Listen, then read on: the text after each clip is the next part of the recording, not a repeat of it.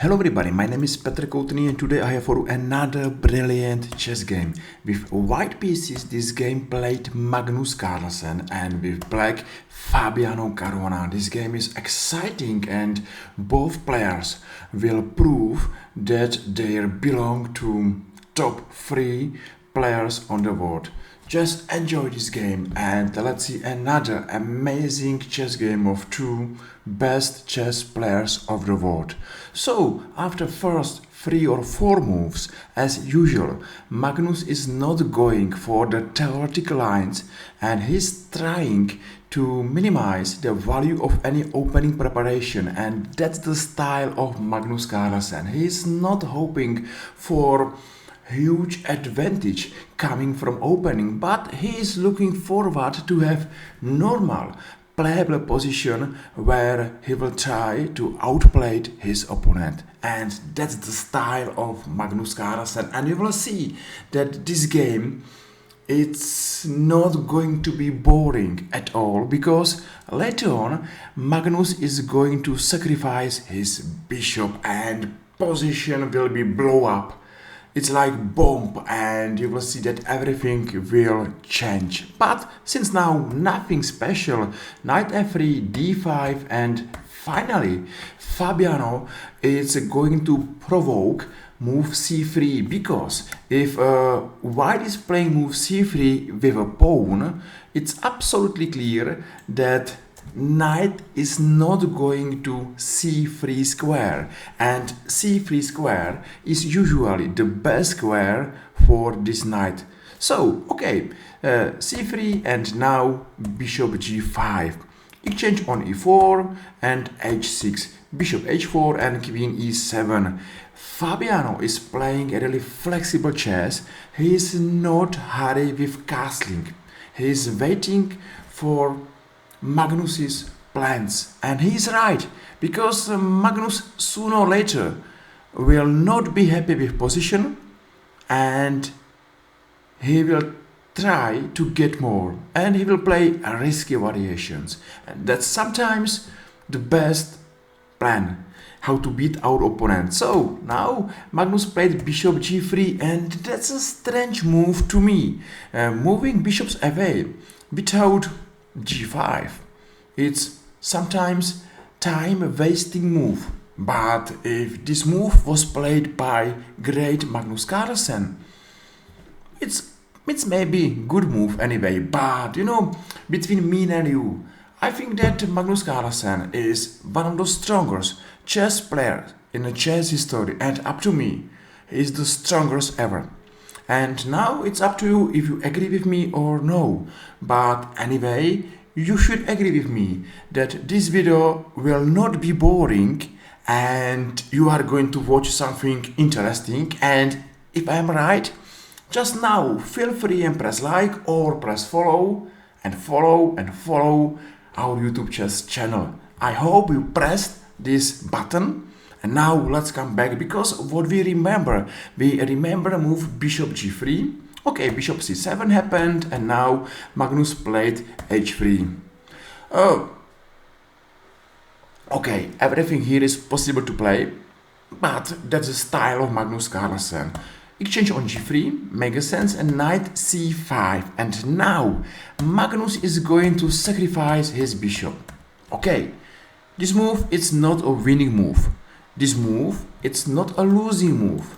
That's a risky move. And after this move, both players are playing for victory. After this sacrifice, this position is going to be really complicated, hard, and one mistake mean lost game for anybody. So, you know, if I am on a move, I will not take on f3, but just to be open, anything else. Black is absolutely okay, safe, and white hopes for advantage are gone. So okay, Magnus took on f7, and what is really clear, it's a mistake to take this bishop by a queen, because knight e5 and check on h5, it's up to me a lost position for black.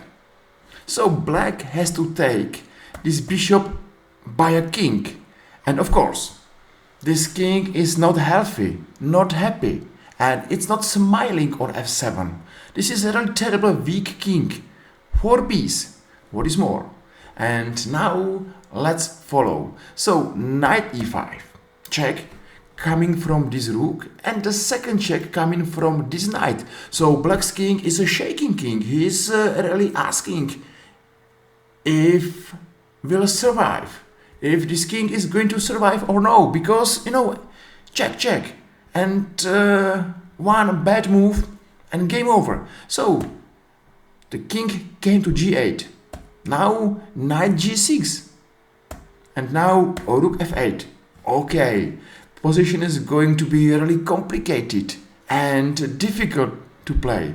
Black played to h7, and now we have 2 variations. Of course, it's clear that white is going to take rook on h8, but it's not clear if white is taking this rook by a knight or rook. So let's check this variation. Rook should take on h8, knight f3, I think makes sense. Queen g3, queen c2. This queen is looking again to black's king on g6, and bishop g4. Okay, it's not a bad move at all. Why? Because here to take this bishop, black is taking rook e5, and probably here black is winning. Yes, it's difficult to see all lines. It's difficult to count all variations, but it's maybe difficult for me and you. It should not be difficult for Magnus Carlsen, and probably he saw everything, and that's why he took on h8 by a knight. Bishop g4 anyway. Even check on e3 was even stronger, but need really good calculation. So here is bishop g4, and that's a move where black has not chance to miss. Because for example queen f1 is a mistake, say queen g3, threat, checkmate on h2, and now white has to be careful, say e5, take, and queen e5, and bishop h3, and all this must be seen in advance. If you're going to miss one move from this variation, you are not going to play this line till end, and maybe for this reason black played something similar, good, but not such a long and difficult variations to see, because okay, white took on h8 and bishop g4 happened, and now knight d3, and now that's really important. Doesn't matter if you understand all moves, doesn't matter if you understand all lines here, but what is important, the feeling that if you're defending difficult position, you have to go for counter-attack. Without counter-attack, you are dead. And that's the lesson coming to you from this video. That's the reason why I believe that this video is good for you.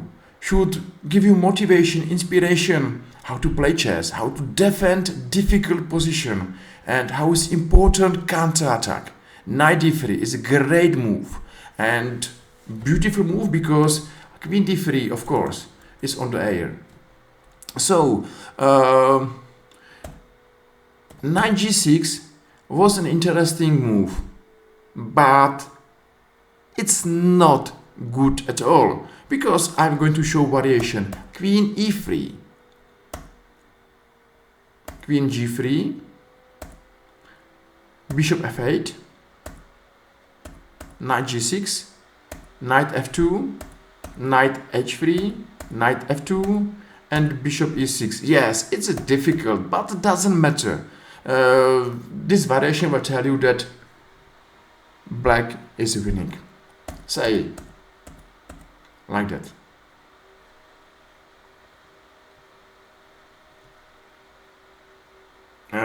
White's king is a really terrible weak king, and black's attack against this king should win a game. Okay, but you know, long lines, difficult lines, not human chess.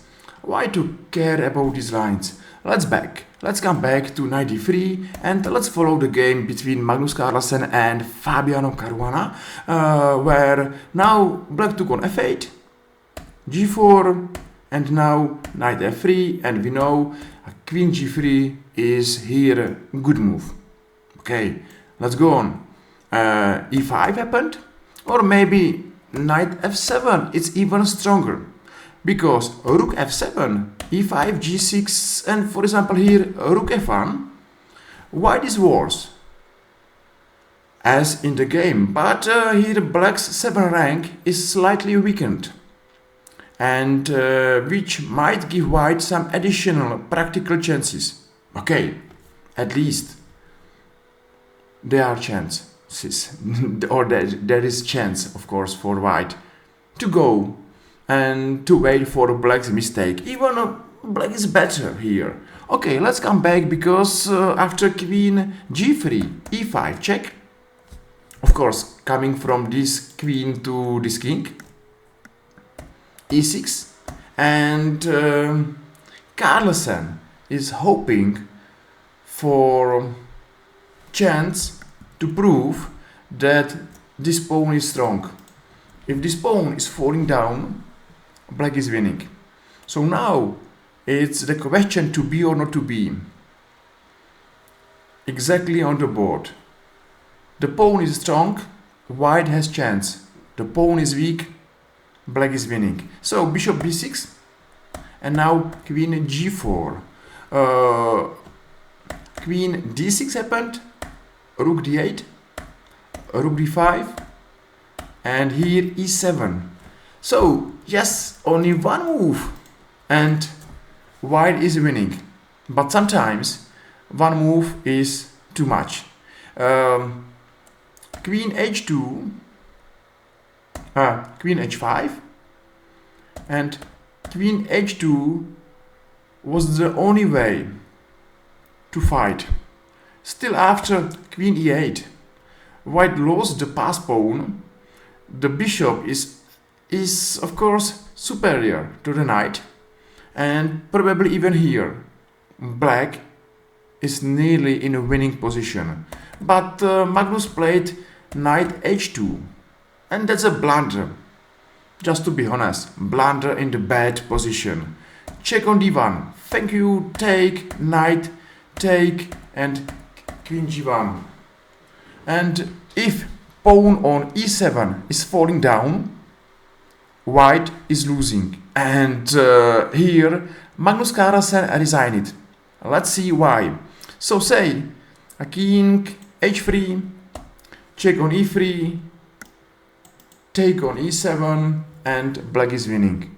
Okay, that was a really interesting chess game where Magnus Carlsen was not happy with maybe boring position coming from opening. He came for interesting bishop sacrifice. Fabiano Caruana found it interesting way how to counter-attack white's attack, and we saw a beautiful game where white was worst and lost game. But chess fans won, because chess fans has a chance to see interesting game, to get inspiration, motivation, and I had a chance to show this video. So at the end of this video, I hope you enjoyed, and if yes, remember, follow our YouTube chess channel. Make ours day and press the follow button. And if you did, thank you very much. Hope you enjoyed, and I believe I'm going to see you here next time in our another YouTube chess video. See you soon. Take care. Play chess. Bye bye.